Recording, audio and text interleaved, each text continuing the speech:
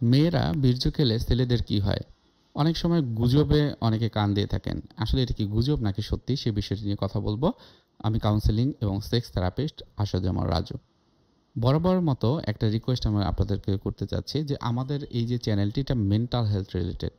মানসিক স্বাস্থ্যের যে কোনো রকমের তথ্য, সব রকমের তথ্য আমাদের এই চ্যানেলের মাধ্যমে আপনাদের কাছে পৌঁছানোই আমাদের মূল লক্ষ্য।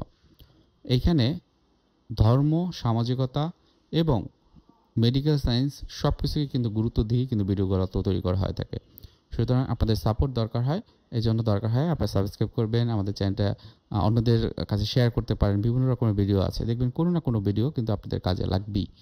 সো আমি যদি এটির কথা বলি যে অনেক সময় হয় আমাদের সাথে বিভিন্ন রকম কাপল আসে, তো যেমন একটা কাপলের কথা যদি বলি, সে এসেছিল তাদের সংসারে খুব বেশি ঝামেলা। কি কারণ? কারণ ওয়াইফের যে দায়িত্ব সেটি সে পালন করছে না। কি দায়িত্ব? সব কিছুই দেখছে যে সব কিছুই হচ্ছে, কিন্তু কোনো একটা জায়গাতে তার একটা প্রবলেম হচ্ছে, কিন্তু তারা মুখ খুলে বলতে পারছে না। কথা বলতে বলতে একটা সময় তারা বলা শুরু করলো যে এই যে বিয়ের কারণ কি, বিয়ে করে কেন মানুষ বিয়ে করে? তার বায়োলজিক্যাল নিড বা সেক্সুয়াল নিডটা ফুলফিল করার জন্য। কিন্তু সেটা করতে গিয়ে যদি দেখা যায় যে কোনো ক্রমে একটা সমস্যা তৈরি হয়েছে, এভাবে বলছে বাসা বাসা, তখন আর একটু ভিতরে ঢোকার চেষ্টা করলাম। তখন তারা বললো যে সেক্স লাইফে তারা সুখী না। এখন এই যে সমস্যাটা, যেমন কমপ্লেনটা স্ত্রীর পক্ষ থেকে আসতেছে, হাজব্যান্ড বলতেছে আমার সমস্যা না তার, এটা তো বাস্তব। তাহলে বাস্তবতা কি? সে বাস্তবতা দেখেছে বিভিন্ন যে নীল ভিডিও, সেখানে দেখেছে যে ওয়াইফ বীর্য মুখে নিয়ে খেয়ে ফেলে। তাহলে আমার ওয়াইফ তো এটা করছে না, তো এটা তো বাস্তব, এটা তো ওখানে দেখা যায়। ওয়াইফ বলতেছে যে এটা আসলে কীভাবে বাস্তব হলো, এটা কি কোনো খাবার জিনিস হলো? সে সব কিছুতে এই জিনিসটা বলে, তাহলে কেমন হলো? তাহলে তাদের ভিতরে কিন্তু কনফ্লিক্টটা লেগে গেল।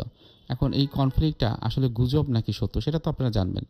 এক নম্বর আমি বলবো, মেয়েরা বীর্য খেলে ছেলেদের শরীরের কোনো লাভ বা উপকার হয় না, একদমই সত্যি না। দুই নম্বরে অনেকে মনে করে যে এতে সম্পর্ক গভীর হয়, কিন্তু এটা একটা মানসিক ব্যাপার। আপনাদের সম্পর্কটা কি ভালো থাকবে না খারাপ থাকবে, কোন পর্যায়ে রাখবেন, সেটা আপনার নিজের মন মানসিকতার উপর নির্ভর করে, আপনার স্ত্রীর মন মানসিকতার উপর নির্ভর করে, এবং আপনাদের দুজনের ভিতরে যে সম্পর্ক তার উপর নির্ভর করে। অনেক সময়তে যেটা আমি দেখি যে শারীরিকভাবে ছেলেরা শরীরে কোনো পরিবর্তন হয় কি হয় না, এটা নিয়ে কয়েকটা কনফ্লিক্ট থাকে। তারা মনে করে বিয়ের পর তো অনেকের শরীরটা খুব ভালো হয় ছেলেদের, তাহলে আমার হচ্ছে না, তার মানে এই কাজটা যেহেতু হচ্ছে না তার কারণে। এটা একদম একটা মিথ, ভুল ধারণা। যদি ছেলেটি যৌনরোগে আক্রান্ত হয়, যে সেই ক্ষেত্রে যদি এই বীর্যটা গ্রহণ করা হয়, তখন কিন্তু মেয়েরও যে স্বাস্থ্য ঝুঁকি সেটার পরিমাণটা অনেক গুণ বেড়ে যায়। তাই নিরাপদ যৌন স্বাস্থ্য বা যৌনচর্চা গুরুত্বপূর্ণ। আপনারা ভুল বুঝে, ভুল চিন্তা করে, ভুল তথ্য নিয়ে নিজেদের ভিতরে সম্পর্কটা কখনোই আপনারা ভেঙে ফেলবেন না, কখনোই ব্যাঘাত ঘটাবেন না। আপনাদের উদ্দেশ্যে বলছি সচেতন হন। যৌন শিক্ষা খুবই গুরুত্বপূর্ণ, কেননা গভীরে গেলে দেখা যায় যে এই কাপলদের ভিতরে, স্বামী স্ত্রীর ভিতরে যে দ্বন্দ্বগুলো হয়, তার ভিতরে পর্যাপ্ত যে যৌন স্বাস্থ্য বিষয়ক যে সচেতনতা সেটি থাকে না। সুতরাং আপনারা স্বাস্থ্য সচেতন হন এবং সঠিকভাবে সঠিক যে ওয়েগুলো আছে, প্রসেসগুলো আছে, সেটিকে ফলো করেই আপনারা যৌন স্বাস্থ্যকে আপনারা ভালো রাখেন। আজকে ভিডিও এখানে রেখে দিচ্ছি। কারো কোনো প্রশ্ন থাকলে অবশ্যই কমেন্ট বক্সে কমেন্ট করবেন এবং আমাদের চ্যানেলটি সাবস্ক্রাইব করে রাখবেন। ধন্যবাদ।